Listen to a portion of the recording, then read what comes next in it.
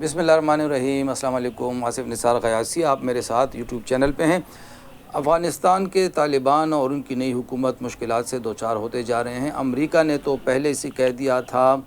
کہ اگر امریکی شہریوں کو جو قید میں ہے رہا نہ کیا گیا تو افغان لیڈروں کے سروں کی بھاری قیمت مقرر کی جائے گی۔ ساتھ میں جو تازہ ترین ایک خبر آئی ہے وہ یہ ہے کہ گزشتہ روز جو ڈیر اسماعیل خان میں آپریشن ہوا ہے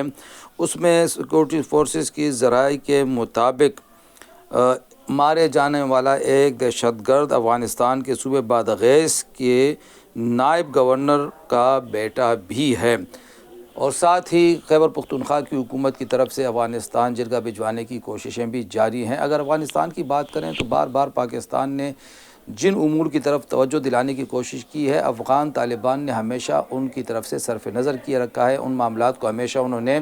ہلکا لینے کی کوشش کی ہے۔ انہوں نے ہمیشہ پاکستانی تحفظات کو نظر انداز کر کے رکھا ہوا ہے، جس کی وجہ سے اب دونوں ممالک کے تعلقات جو ہیں وہ روز بروز کشیدگی کی طرف بڑھتے جا رہے ہیں۔ اگر بات کریں افغان طالبان کی تو اس وقت عالمی سطح پر تنہائی کا شکار ہوتے جا رہے ہیں، اور ان کی جو شروع کی پالیسی تھی پوری دنیا کو ساتھ لے کر چلنے کی، ان کی جو پوری ایک پالیسی تھی اور جو ایک ان کا ایک یقین دہانی تھی کہ ان کی سرزمین کسی دوسرے ملک کے خلاف استعمال نہیں ہوگی، اب وہ شاید ان کی طرف سے پیچھے ہٹ چکے ہیں وہ لوگ۔ چنانچہ سب سے پہلے چند روز پہلے آپ لوگوں نے سنا ہوگا، دیکھا ہوگا، پڑھا ہوگا کہ امریکی حکومت نے واضح کر دیا ہے کہ وہاں پہ بہت زیادہ امریکی قید ہیں، جن کی تعداد اتنی ہے اس سے کہیں زیادہ ہے جو طالبان بتاتے ہیں، اور اگر یہ بات صحیح نکلی اور ان کو رہا نہ کیا گیا تو افغان طالبان کی جو لیڈرشپ ہے ان کے سروں کی اتنی قیمت مقرر کی جائے گی جتنی اسامہ بن لادن کی بھی نہیں تھی۔ گویا یہ ایک طریقے سے افغان طالبان کو دھمکی دی گئی ہے کہ انہیں یا ان کی قیادت کو دوبارہ دہشت گردوں کی فہرست میں شامل کیا جا سکتا ہے۔ اور اگر اسی کے تناظر میں دیکھیں تو جو اطلاعات سامنے آئی ہیں، ڈیر اسماعیل خان میں سیکورٹی فورسز کے حالیہ آپریشن کے دوران ایک بندہ جو مارا گیا ہے اس کے متعلق کہا جا رہا ہے کہ وہ افغان طالبان کا حصہ ہے۔ پاکستان یہ بات کسی سے ڈھکی چھپی نہیں کہ ٹی ٹی پی کے ساتھ افغانستان کے لوگ اتحادی بھی ہیں، اور وہ ٹی ٹی پی کو وہاں پہ کام کرنے کی پوری آزادی بھی ہے، مالی معاونت بھی ان کو فراہم کی جا رہی ہے۔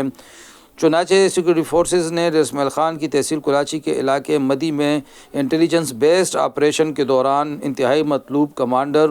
فیصل عرف چونا اور بدرالدین عرف یوسف سمیت 3 شدت پسندوں کو مارا ہے، اور یہ کہا جا رہا ہے کہ بدرالدین عرف یوسف افغانستان کے صوبے بادغیس کے نائب گورنر مولوی غلام محمد احمدی کا بیٹا ہے۔ اگر واقعی ایسا ہے تو افغان طالبان کو اب جواب دینا پڑے گا، بہت ہی اعلیٰ سطح پر اس بات کو اٹھایا جائے گا۔ یعنی یہ بہت ہی تشویش کی بات ہے کہ ایک نائب گورنر کا بیٹا براہ راست آ کے یہاں پہ ملوث رہا ہے اور پاکستانی فورسز کے خلاف استعمال ہوا اور یہاں پہ لڑتا رہا ہے۔ حالانکہ پاکستان کی کوشش یہ ہے، اگر ہم خیبر پختونخوا کی بات کریں، خیبر پختونخوا حکومت کی طرف سے یہ کوشش کی جا رہی ہے کہ ایک جرگہ تشکیل دیا جائے جو افغانستان جائے، وہاں پہ بات کرے۔ اس سلسلے میں افغانستان میں کانفرنس بھی منعقد کی گئی، لیکن اس کانفرنس کے حوالے سے اگر کہا جائے تو اس میں ایک غیر سنجیدہ پہلو بھی تھا کہ اس میں ملک کی سب سے بڑی دینی جماعت جمعیت علماء اسلام فضل الرحمان گروپ کو مدعو نہیں کیا گیا تھا، یا انہوں نے شرکت نہیں کی تھی، جس کے بعد اندازہ لگایا جا سکتا ہے کہ اس کانفرنس کا کیا نتیجہ نکلے گا۔ اور کانفرنس میں ایسے لوگ شامل تھے اور ان کی ایسے تشہیر کی جا رہی ہے بڑے بڑے سرکاری اشتہارات میں کہ جن کی شاید افغانستان میں 2 لوگوں کے ساتھ بھی واقفیت نہیں ہوگی، لیکن نہ جانے کیوں ایسے لوگوں کو اٹھایا جا رہا ہے۔ صوبائی حکومت کو اس حوالے سے سوچنا چاہیے کہ یہ لسٹ کہاں سے آئی، یہ لوگ کون ہیں جن کو اس کانفرنس میں بلایا گیا، کیونکہ اکثر ان میں سے بعض لوگ ایسے ہیں کہ جن کا کوئی حلقہ اثر افغانستان میں نہیں ہے۔ ساتھ میں یہ ایک اعتراض تھا صوبائی حکومت پہ کہ یہ ایک خارجی معاملہ ہے، اس میں وہ وفاقی حکومت کے بغیر کیسے آگے بڑھے گی۔ تو ڈاکٹر محمد علی سیف نے اس کی وضاحت کر دی ہے۔ محمد علی سیف کا یہ کہنا ہے کہ قبائلی اضلاع میں امن و امان کا مسئلہ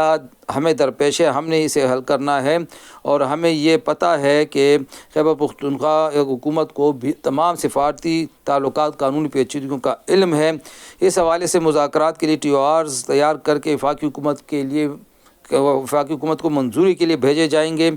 और मंजूरी के बाद अफ़गानिस्तान वफ़द रवाना किया जाएगा जिसमें कबायली अमीदीन, मजहबी सियासी रहनुमा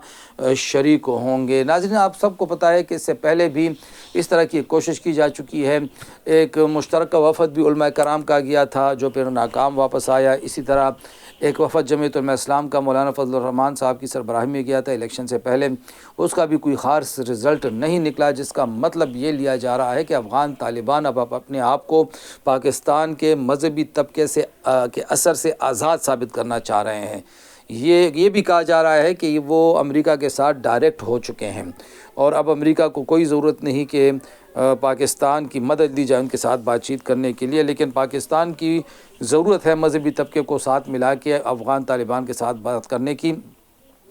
क्योंकि अफ़गान तालिबान का जो पॉलिसी है अगर वो इसी तरह जारी रहती है तो ना सिर्फ पाकिस्तान के लिए तो मुश्किलात बढ़ाने के लिए वो जो पॉलिसी इख्तियार किए हुए हैं वो ख़ुद उनकी अपनी मुश्किलात में इजाफ़े का बायस बन रही हैं और बन सकती हैं। और हमने जिस तरह पहले कहा कि वो सिफारती और आलमी तन्हाई का शिकार होते जा रहे हैं, तो अगर ये जो अभी हुआ है एक नायब गवर्नर का बेटा इसमें मुलविस पाया गया है, तो पहले तो ज़रूरत इस अमर की है